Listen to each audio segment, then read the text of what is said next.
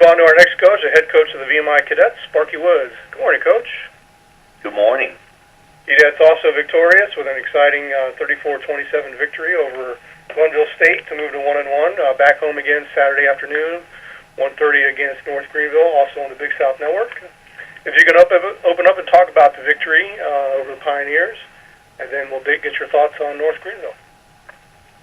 Well, we certainly thankful to get the victory. We had a lot of respect for Glenville State when we went into the game, and certainly they honored that respect by how they played. You got to commend them on a gallant effort they gave throughout the day. The game ended up on the goal line, and a very close game where we had to hold them on the goal line to win the game. So we felt fortunate to win the game and thankful that we were able to do it.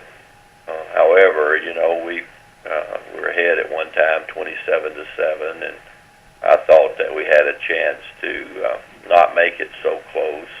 Credit them for doing a great job of coming back and making plays as they did. But, you know, overall, we respect everybody we play. We respect them going into the game. We realize that a lot of good football players out there, and every school has some, and you better be ready to play each week. That's the greatest thing about the game is the lessons you learn, and the lessons we learn is you certainly better be prepared to play 60 minutes and certainly respect them as we did and maintain that. Sometimes getting behind can be a challenge for you mentally, and then sometimes getting ahead can be. We haven't had that very much, so it was a new thing for us. But again, I really think it was more their play than our lack of it. So I thought they did a nice job coming back. We're thankful to get the win, and it was a game where we can build on. We can gain some things from that goal line stand. Our team went out and played hard the entire game, and that was a positive thing. Obviously, their athletes showed up. They made a lot of plays in the end. We were not able to make, and then we had the chance to we moved the ball pretty well during the day and had a chance to score some touchdowns and all, but last two series when we could have maybe moved the ball and kept it away from them, we did not. We were 3 downs and out, and so that was disappointing. But overall, I think that we're thankful to win. I'd rather be working from a win than from a loss, and we've got a big opponent again this weekend, a hungry team that's undefeated right now in North Greenville. We don't know a lot about their team, know about their coach. Coach Barrington did a great job for us here a year ago, and I know that he's impressed with how his team played. They won last week against Albany State, and I was impressed. The team had beat them the year before, and they came back and won the game, and close game, and they battled. They looked very fast to me. They are playing fast and hard, and their quarterback's an accurate player, and he's an accurate passer and capable of running the ball, and they got speed in the backfield, and the receiver. Their secondary is very fast, and they've got a big old nose guard that causes trouble in there, and then they've got they have a physical team. So I was impressed with them. They won the game with a field goal late in the game, so their kicking game is in sharp shape there. So we know that we're going to have to continue to improve as the people we play always do. So we got a big game this week. I think our guys are glad we won the game last week, so they're excited. It's easier to practice after you win, I think, and anxious to improve ourselves and try to have a football team that's capable of maybe trying to be 2-1 after this week. That's our goal anyway. Thank you, Coach. At this time, we'll take questions for VMI head coach Sparky Woods. To ask a question, please press *1 on your phone at any time, or click the Q&A link near the top of your browser and click Raise Hand.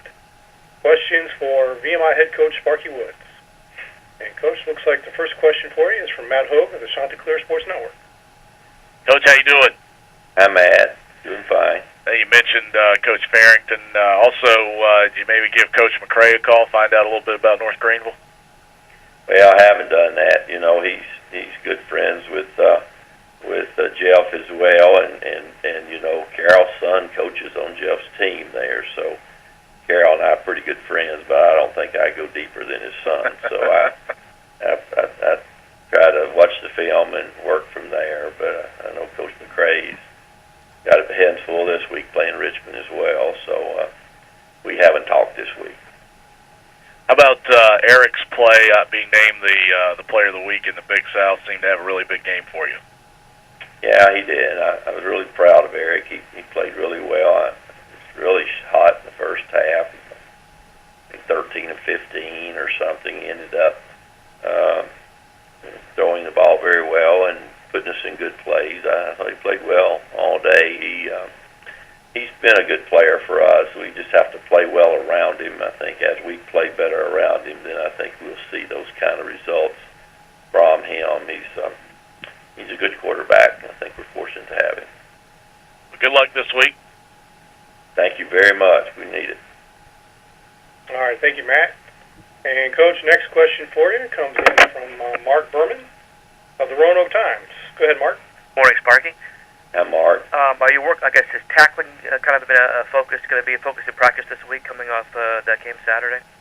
We certainly didn't tackle very well. We've addressed that, and I think credit a lot of that to their skill kids. You know, a lot of times tackling, certainly there is technique and effort involved in tackling, but so much of it has to do with the ability of each player that's involved in the play, whether it's tackling or or trying to break a tackle.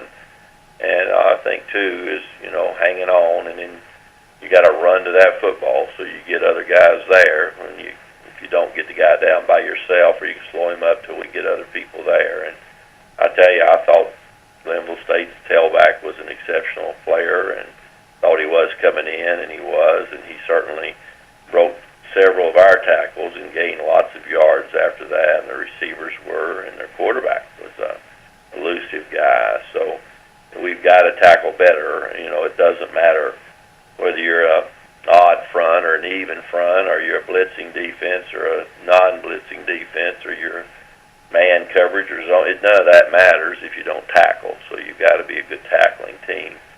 And we certainly got to. I don't know that we can go out there and just tackle all day long, but we certainly got to put emphasis on it and ask people to take a lot of pride in being a good tackler. I do think the mark of a defensive player is his ability to tackle. This is a game. It's tackle football, so we got to do a better job tackling. Is there anything you're emphasizing or addressing on the offensive side this week? Well, I think, we just continue to try to progress. We've got to make sure that we need to not have those 2, 3 and outs. We've got to execute both of those 2 series. We had an era where we didn't execute responsibility as we should, and you just can't do that. I think that penalties, although we improved on our penalties in terms of our pre-snap penalties from the first game to the second game, we still it's hard to overcome penalties. This team that we're getting ready to play is very fast, so protecting our passer and then getting on the right guys fit-wise. I know Coach Farrington's an excellent coach and certainly knows a lot about our team and our personnel and what we do. So he'll have his very well prepared. So we'll have to execute very well against this team. From what you saw from Derek Ziegler on Saturday, what's he giving you? I guess is he doing certain things better than he did last year? I guess, and, could that be a sign of things to come, where you might have possibly a reliable 100-yard rusher this season?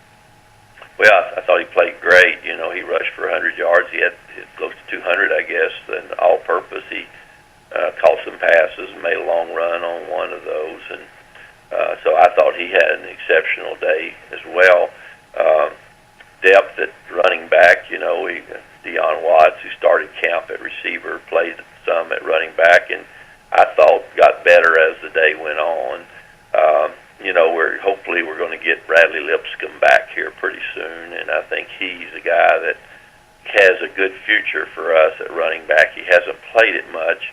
He needs to practice a lot, and he's not been able to as a result of his of an ankle injury early in camp. So I think that getting him going, Jabari Turner.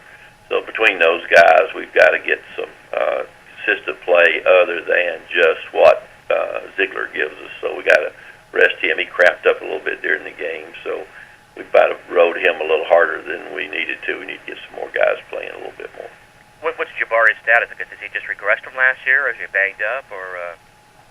Well, he's nursed an ankle as well, and he's had a shoulder that's kind of made him limited during camp. But I think he's ready to start stepping up again and give us some of that depth. I do. Pretty healthy going into this one, I guess. No major injuries from Saturday. You know, we don't have everybody back, but I think that we didn't have a major injury Saturday. We came out of it in pretty good shape, and so we feel fortunate about that. I think we're pretty healthy. Thank you. All right, Mark, thanks very much. And we have time. If anyone needs to get one more question in for Coach Woods, please press *1 on your phone or Q&A link near the top of your browser and click Raise Hand. Final questions for VMI head coach Sparky Woods.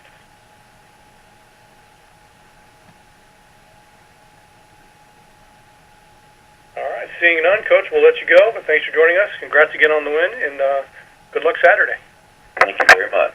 Thank you. We'll talk to you next week.